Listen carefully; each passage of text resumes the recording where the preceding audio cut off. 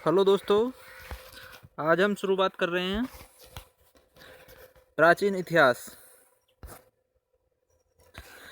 जिसमें हम एसएससी द्वारा पूछे गए सभी क्वेश्चन का डिटेल में 1990 से 2020 तक जितने भी क्वेश्चन पूछे हैं सभी का डिटेल में समझाएंगे।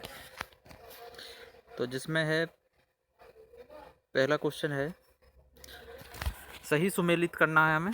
मोहनजोदड़ो से क्या मिला है, जो मतलब चीज़ें मिली हैं उनका डिटेल देना है यहाँ पे। मोहनजोदड़ो से ग्रेट बाथ, विशाल स्नानागार मिला है हमें मोहनजोदड़ो से। हड़प्पा से मिला स्टेचू ऑफ प्रीस्ट, मतलब पुरोहित की एक मूर्ति मिली है हड़प्पा से। कालीबंगा से मिला है हल्के चिन्ह के साक्ष्य मिले हैं। लोथल से पतन मिला है, पतन मतलब बंदरगाह मिला है एक। मोहनजोदड़ो में सबसे बड़ी इमारत कौन सी है, ग्रेट गेनरी। सिंधु घाटी सभ्यता के लोग किसकी पूजा करते थे, पशुपति की पूजा करते थे सिंधु घाटी के सभ्यता के लोग। पुरालेख शास्त्र किसका अध्ययन करता है, पुरालेख शास्त्र शिलालेखों का अध्ययन करता है, जो मतलब पत्थरों पे जो आकृतियां या चित्र या लिखे हुए होता है, शब्द जो लिखे होते हैं उसका अध्ययन करता है। ऐतिहासिक लेखों का संरक्षण विज्ञान की किस शाखा के अंतर्गत आता है, तो ऐतिहासिक लेखों की जो संरक्षण की विज्ञान की शाखा जो अंतर्गत आता है, म्यूजियोलॉजी के अंतर्गत आता है। नेक्स्ट क्वेश्चन है, सिंधु घाटी सभ्यता के शहरों की गलियां थी। सिंधु घाटी सभ्यता के शहरों की गलियां थी चौड़ी और सीधी गलियां थी।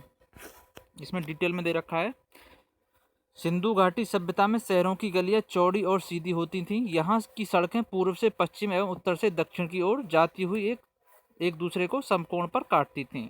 मतलब किस तरीक़ा से थी यहाँ की जो सिंधु घाटी सभ्यता के शहरों की गलियां इस तरीक़ा से थीं जो समकोण पर काटती थी। मतलब एकदम सीधी सीधी होती थी, ना कि टेढ़ी इस तरीक़ा से नहीं होती थी, सीधी होती थी इस तरीक़ा से।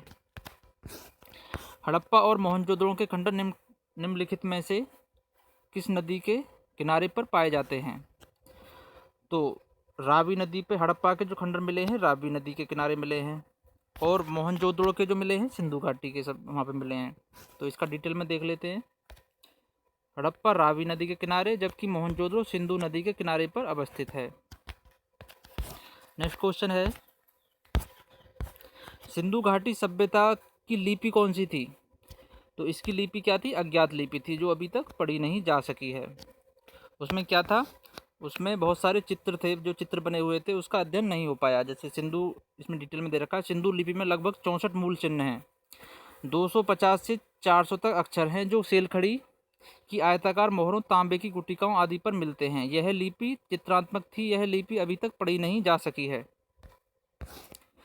नेक्स्ट क्वेश्चन है इसमें, मोहनजोदड़ो में सबसे बड़ा भवन कौन सा है, तो सबसे बड़ा भवन क्या मिला, धान्यागार, जिसमें अनाज रखते थे, सबसे बड़ा भवन था धान्यागार। तो मोहनजोदड़ो का धान्यागार था, किसकी जो चौड़ाई और लंबाई थी, उसका जो चौड़ाई थी, उसकी लंबाई जो थी 45.71 मीटर लंबा तथा 15.23 मीटर चौड़ा था, जो कि वहाँ का सबसे बड़ा भवन था। मोहनजोदड़ो के विशाल स्नानागार की उत्तर से दक्षिण की ओर लंबाई 11.88 मीटर तथा पूर्व से पश्चिम की ओर चौड़ाई 7.01 मीटर थी। विशाल स्नानागार यानी ग्रेट बाथ कहाँ मिला है, मोहनजोदड़ो में मिला है। ये आंसर हो जाएगा इसका डी, तो मोहनजोदड़ो में मिला है। नेक्स्ट क्वेश्चन है, सिंधु घाटी के लोगों की एक महत्वपूर्ण रचना निम्नलिखित में से किसकी मूर्ति है, तो एक बालिका की मूर्ति है जो डांस करते हुए प्रदर्शित कर रही है। तो यहाँ पे डिटेल में दिया हुआ है। नेक्स्ट क्वेश्चन है, देवी माता की पूजा संबंधित है सिंधु घाटी सभ्यता के साथ, तो देवी माता की पूजा संबंधित है, आंसर क्या हो जाएगा इसका, आंसर हो जाएगा इसका सी हो जाएगा आंसर इसका। नेक्स्ट क्वेश्चन है, देवी माता या माता देवी की पूजा सिंधु घाटी सभ्यता का एक विशिष्ट लक्षण था। पुरातात्विक साक्ष्यों से प्राप्त मातृ देवी की मण मूर्तियों से इस बात का ज्ञान होता है। सिंधु घाटी सभ्यता का पतनगर बंदरगाह कौन सा है, तो सिंधु घाटी सभ्यता का पतनगर बंदरगाह कौन सा हो जाएगा, लोथल, आंसर हो जाएगा लोथल। यहाँ पे डिटेल में दिया हुआ है, लोथल अहमदाबाद गुजरात जिले में सरगवल नामक ग्राम के समीप स्थित है। वर्ष 1955 तथा 1962 के मध्य यहाँ SR राव के निर्देशन में खुदाई की गई, जहाँ 2 मील के घेरे में बसे हुए एक नगर के अवशेष प्राप्त हुए। यहाँ 6 खंडों में विभक्त यहाँ ऊंचे चबूतरे, रक्षा प्राचीर, सड़क तथा मकानों के अवशेष मिले हैं। यहाँ की सबसे महत्वपूर्ण उपलब्धि पकी ईंटों का बना हुआ विशाल आकार का 214 गुणा 336 मीटर का एक घेरा है, जिसे राम महोदय ने जहाजों की गोदी बताया। इस प्रकार लोथल एक पथनगर था। यह भोगवा नदी के किनारे स्थित था। लोथल में 2 भिन्न भिन्न टीले नहीं मिलते। पूरी की पूरी बस्ती एक दीवार से घिरी थी। तो अगला क्वेश्चन है, लोथल नामक स्थान पर निम्नोक्त सभ्यताओं में से किसकी जहाजी मालघाट था? तो आंसर हो जाएगा सिंधु घाटी का। तो डिटेल में लिख रहा है यहाँ पे, लोथल नामक स्थान पर सिंधु घाटी सभ्यता का जहाजी मालघाट था। सिंधु अर्थव्यवस्था की ताकत क्या थी? तो आंसर में है इसका, डिटेल में जो आंसर है, असली आंसर है इसका कृषि। कभी कभी कृषि और व्यापार दोनों पर भी आश्रित कर दे देता है, लेकिन पूरा जो प्रधान आंसर जो आएगा, मतलब जो मेन आंसर है, इस पर कृषि प्रधान अर्थव्यवस्था थी।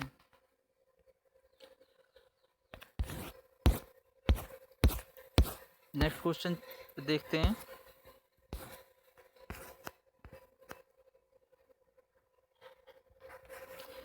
तो यहाँ पर डिटेल में लिखा हुआ, सिंधु सभ्यता के लोगों की आर्थिक आधार कृषि और पशुपालन था। सिंधु सभ्यता के लोगों ने ही सर्वप्रथम कपास उगाया था। इसके अलावा गेहूं, जौ, चावल का भी उत्पादन करते थे। ये गाय, बैल, भैंस, हाथी, ऊंट, भेड़, बकरी, सुअर, कुत्ता आदि पशु पालते थे, लेकिन इन्हें घोड़े का ज्ञान नहीं था। ये लोग व्यापार और शिल्प निर्माण उद्योग में भी प्रवीण थे।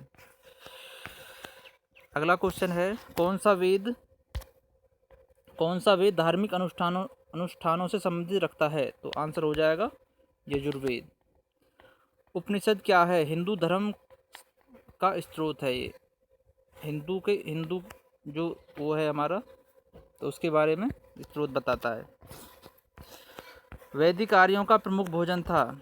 तो आंसर हो जाएगा दूध और उसके उत्पाद। वैदिक आर्यों का जो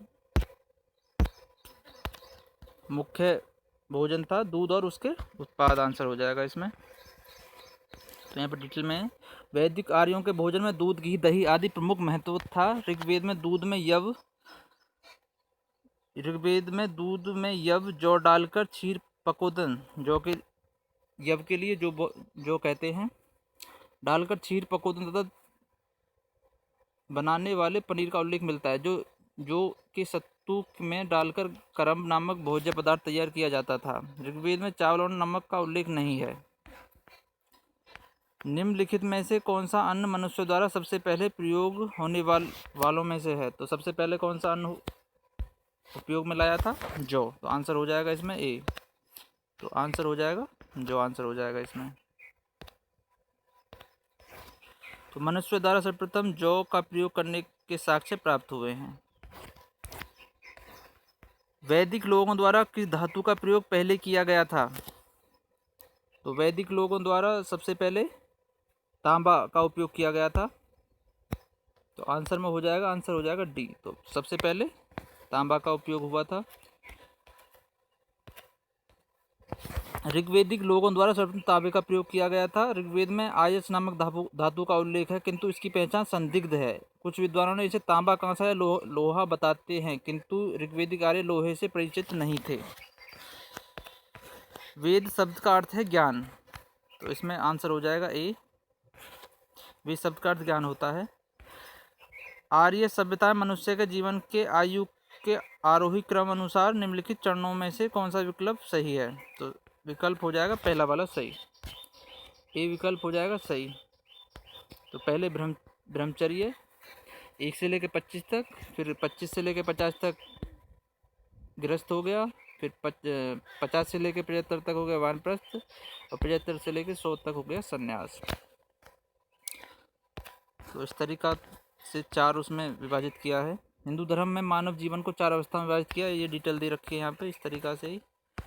आर्य पूर्वों के साथ अपने संघर्षों में सफल रहे, क्योंकि उनकी सेना उच्च कोटि की थी। तो इसका आंसर हो जाएगा, क्योंकि उनकी, आंसर हो जाएगा इसमें डी, आंसर हो जाएगा। तो इसका आंसर, उन्होंने घोड़े द्वारा चलाए जा रहे रथों का प्रयोग किया। तो आंसर इसमें क्या है, उन्होंने घोड़े द्वारा चलाए गए रथों का प्रयोग किया। तो यहाँ पर डिटेल दे रखी है।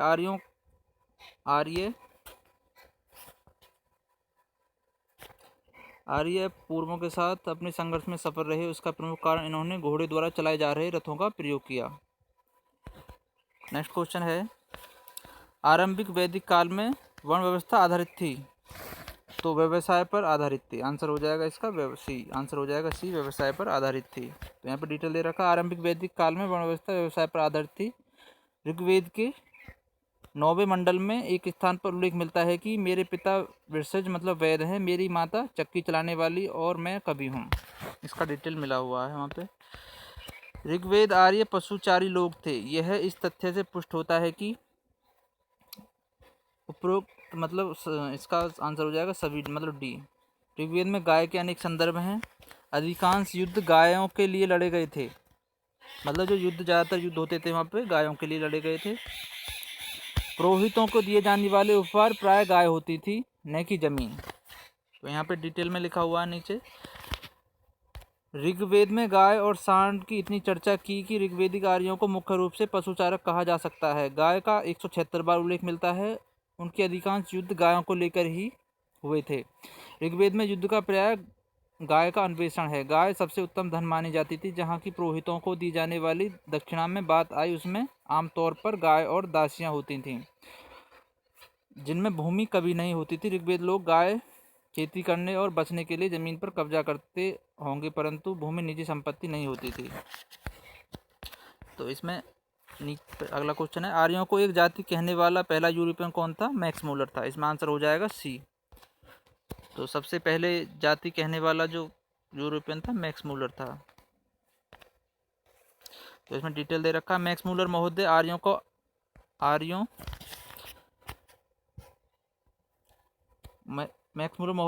को आदि देश मध्य एशिया रोडस बैक्टीरिया को मानते हैं। मूलर के अनुसार पामीर के पठार से इंडो ईरानी जाति पूर्व में पंजाब तथा पश्चिम में मेसोपोटामिया की ओर गई। अगला क्वेश्चन है, आर्य जनजातियों की प्राचीनतम बस्ती कहाँ मिली है? सप्त सिंधु में मिली है इसकी प्राचीनतम बस्ती। आर्यन जनजातियों की प्राचीनतम बस्ती सप्त सिंधु क्षेत्र में स्थापित हुई थी, जो सिंधु नदी से लेकर गंगा नदी तक विस्तृत था। नेक्स्ट क्वेश्चन है, क्वेश्चन नंबर 11 है, निम्नलिखित में से कौन सी जनजातीय सभा सामान्य रूप से जनजातीय सरदार मुखिया के चुनाव में शामिल होती थी? तो आंसर हो जाएगा इसका, आंसर हो जाएगा ए, आंसर हो गया ए। इसमें डिटेल दे रखा है यहाँ पर। ऋग्वेद में समिति का 9 बार उल्लेख मिलता है। समिति को विश्व अथवा जनसाधारण की आवाज़ अभिव्यक्ति करने वाली संस्था कहा गया है। राजा जनजातीय सरदार के मुखिया के निर्वाचन और एवं पुनर्निर्वाचन में इसका महत्वपूर्ण योगदान था। वैदिक युग में राजा अपनी जनता से जो कर वसूल करते थे उसे क्या कहते थे? बलि। उसे कहते थे बलि। तो आंसर हो जाएगा ए, बलि कहते थे उसे। तो यहाँ पर डिटेल दे रखा है। वैदिक युग में राजा अपनी जनता से जो कर वसूलता था उसे बलि कहा जाता था। बलि को संग्रहित करने वाला अधिकारी भागदूत या भागदुग कहलाता था, जबकि संग्रहिता मतलब इकट्ठा करने वाले को कोषाध्यक्ष का कार्य संभालते थे। प्रसिद्ध गायत्री मंत्र कहाँ से लिया गया है? तो प्रसिद्ध गायत्री मंत्र, तो आंसर हो जाएगा इसका सी। तो ऋग्वेद से लिया गया है। प्रसिद्ध गायत्री मंत्र ऋग्वेद से लिया गया है। यहाँ पर डिटेल दे रखा है। प्रसिद्ध गायत्री मंत्र ऋग्वेद के 3 मंडल से लिया गया। यह मंत्र सूर्य देव को समर्पित है।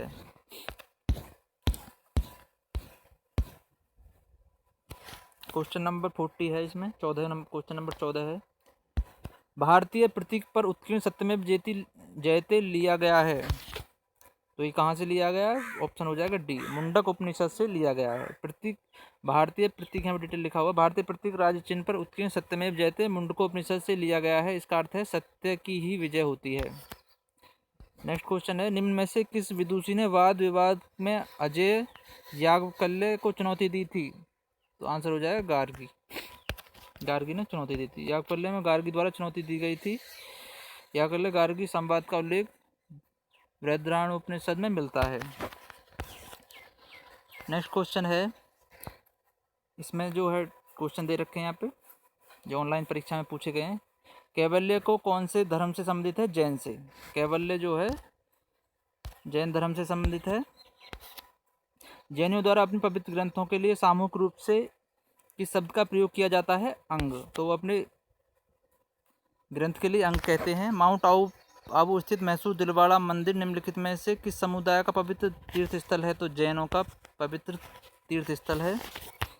दिलवाड़ा के चालुक्य मंदिर जैन मंदिरों कहाँ स्थित है? राजस्थान में स्थित है वो। माउंट आबू क्योंकि राजस्थान में, तो राजस्थान में ही है। प्रथम बौद्ध परिषद कहाँ आयोजित हुई थी? तो ये राजगृह में हुई थी। गौतम बुद्ध का जन्म स्थान किसके द्वारा अंकित किया जाता है?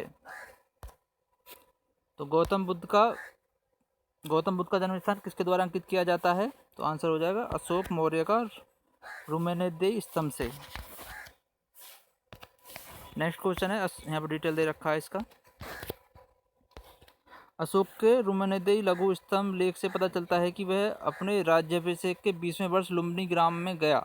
उसने वहां पत्थर की दीवार बनवाई और शिला स्तंभ खड़ा किया। वहां भगवान बुद्ध का जन्म 563 ईस्वी पूर्व में हुआ था। अतः लुम्बिनी ग्राम का भूमि कर घटाकर 1/8 भाग कर दिया गया था। बुद्ध किस वंश से संबंधित थे? तो बुद्ध संबंधित थे शाक्य वंश से। शाक्य वंश से संबंधित थे। बौद्ध धर्म के प्रवर्तक महात्मा बुद्ध शाक्य वंश से संबंधित थे। इनका जन्म कपिलवस्तु के लुम्बिनी में शाक्य मुखिया शुद्धोधन के यहाँ हुआ था। प्रथम बौद्ध परिषद कहाँ आयोजित की गई थी? तो इसका आंसर हो जाएगा राजगृह। प्रथम बौद्ध परिषद राजगृह में आयोजित की गई थी। तो यहाँ पर डिटेल दे रखा है। प्रथम बौद्ध परिषद का आयोजन मगध सम्राट अजातशत्रु के समय में राजगृह सप्तर्षि गुफा में किया गया था। इस बौद्ध परिषद की अध्यक्षता महाकश्यप ने की थी। 5वीं बौद्ध परिषद का आयोजन किसने किया था? तो 5वीं बौद्ध परिषद का आयोजन हर्ष ने किया था। आंसर हो जाएगा हर्ष। 5वीं बौद्ध परिषद का आयोजन हर्ष के समय में कन्नौज में किया गया था, जबकि अशोक के समय तीसरी और कनिष्क के समय चौथी बौद्ध परिषद का आयोजन किया गया था। बुद्ध का अर्थ होता है ज्ञान प्राप्ति। 6 वर्षों की साधना के पश्चात 35 वर्ष की आयु में वैशाख पूर्णिमा की रात को एक पीपल के वृक्ष के नीचे सिद्धार्थ को ज्ञान प्राप्त हुआ। इसके बाद वह बुद्ध के नाम से विख्यात हुए। अतः बुद्ध का अर्थ ज्ञान प्राप्ति से है। नेक्स्ट क्वेश्चन है, क्वेश्चन नंबर 6 है, निम्न में से बौद्ध साहित्य की पहचान कीजिए। त्रिपिटक। तो बौद्ध साहित्य क्या है? त्रिपिटक। बौद्ध के लिए जो साहित्य है वो त्रिपिटक है। त्रिपिटक बौद्ध धर्म के साहित्य का अंग है। यह एक सुत्त पिटक, विनय पिटक एवं अभिधम पिटक, उपनिषद व आरण्यक, वैदिक, ब्राह्मण धर्म तथा अंग जैन धर्म से संबंधित है। वैदिक जो है ब्राह्मण धर्म से तथा अंग जैन धर्म से संबंधित है। बौद्ध धर्म ने समाज के 2 वर्गों को अपने साथ जोड़कर एक महत्वपूर्ण प्रभाव छोड़ा। ये वर्ग थे स्त्रियां एवं शूद्र थे। तो यहाँ पर डिटेल लिखा हुआ। बौद्ध धर्म ने स्त्रियों और शूद्रों के लिए अपने द्वार खोलकर समाज पर गहरा प्रभाव जमाया। ब्राह्मण धर्म ने स्त्रियों और शूद्रों को एक ही दर्जे में रखा और उनके लिए यज्ञोपवीत संस्कार विद्वान किया और वेदाध्ययन का। बौद्ध धर्म ग्रहण करने पर उन्हें इस अधिकारहीनता से मुक्ति मिल गई। बुद्ध ने अपना प्रथम प्रवचन कहाँ दिया था? तो सारनाथ में दिया था। पहला प्रवचन कहाँ दिया था? सारनाथ। बुद्ध अपना प्रथम प्रवचन उपदेश सारनाथ ऋषिपतनम में जिसे दिया, जो बौद्ध ग्रंथों में धर्मचक्र प्रवर्तन कहा गया है। बुद्ध ने अपने उपदेश जनसाधारण की भाषा पाली में दिए थे। तो उन्होंने जो अपने उपदेश दिए थे वो पाली भाषा में दिए थे।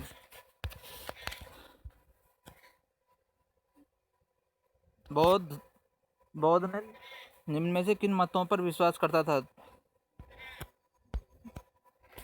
बौद्ध जो है किस मत पर विश्वास करते हैं? दुनिया दुखों से भरी है, लोगों को दुख उनकी इच्छाओं के कारण होते हैं, यदि इच्छाओं पर काबू पा लिया जाए तो निर्वाण मिल जाएगा। तो ये आंसर हो जाएगा इसमें सी, ए, बी, सी तीनों है। नेक्स्ट क्वेश्चन है,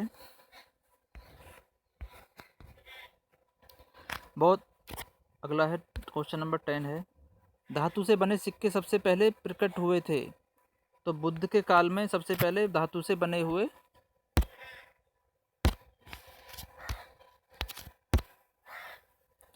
बुद्ध के काल में सबसे पहले धातु से बने सिक्के प्रकट हुए थे। तो यहाँ पर डिटेल दे रखा है। भारत के प्राचीनतम धातु के सिक्कों को जो 5वीं अथवा 6वीं शताब्दी ईसा पूर्व बुद्ध काल के पंचमार्क अथवा आहत सिक्के कहा जाता है। अधिकांश चांदी के हैं, परंतु कुछ तांबे के आहत सिक्के भी प्राप्त हुए हैं। इन्हें आहत इसलिए कहा जाता है क्योंकि इन पर अलग से ठप्पा मारकर विभिन्न प्रतीक अंकित किए गए हैं। ऐसे सिक्के समूचे देश में तक्षशिला से मगध तक और मगध से मैसूर तक मिले हैं। प्रारंभिक बौद्ध धर्म ग्रंथों की रचना किसमें की गई थी? तो आंसर हो जाएगा पाली पाठ में। प्रारंभिक बौद्ध धर्म की ग्रंथों की रचना किसमें की गई थी? पाली में की गई थी, मतलब पाली भाषा में लिखे गए थे वो। तो डिटेल दे रखा है यहाँ पे। प्रारंभिक बौद्ध धर्म ग्रंथों की रचना पाली में की गई थी। उस समय आमजनों की भाषा थी। बाद में बौद्ध धर्म ग्रंथ संस्कृत में लिखे गए हैं। आरंभिक बौद्ध साहित्य किस भाषा में रचे गए थे? तो आंसर हो जाएगा पाली भाषा में लिखे गए। तो बाद में किस में हो गए थे? संस्कृत में हो गए थे वो। नेक्स्ट क्वेश्चन है, निम्न में से कौन सा एक भारत में उत्पन्न सबसे बाद वाला बौद्ध धर्म का ग्रंथ है? तो कौन सा हो जाएगा? वामसाथपाकृष्णी। वामसाथपाकृष्णी जो था बौद्ध धर्म का ग्रंथ है। नेक्स्ट क्वेश्चन देखते हैं।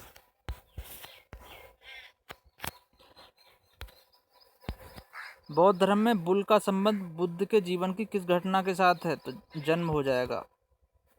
कमल व सांड का संबंध बुद्ध के जन्म से और घोड़े का गृह त्याग से, पीपल का बोधिव्रत ज्ञान से है, पदचिन्ह निर्माण से एवं स्तूप का संबंध है मृत्यु से। बुद्ध को प्रबोध कहाँ प्राप्त हुआ था? तो बोध गया में, मतलब ज्ञान जो प्राप्त हुआ था। प्रबोध मतलब ज्ञान, तो कहाँ पे हुआ था? बोध गया में हुआ था। बुद्ध धम्म और संघ मिलकर कहलाते हैं तिरतन। तो आंसर हो जाएगा इसका तिरतन कहलाते हैं। बौद्ध धर्म की तिरतन बुद्ध धर्म और संघ बौद्ध धर्म के संघ का महत्वपूर्ण स्थान है। यह तिरतन का एक अनिवार्य अंग है। सारनाथ में अपना प्रथम उपदेश देने के बाद बुद्ध ने 5 ब्राह्मण शिष्यों के साथ संघ की स्थापना की। यही तिरतन बौद्ध शिष्यों का प्रमुख श्लोक हो गया था।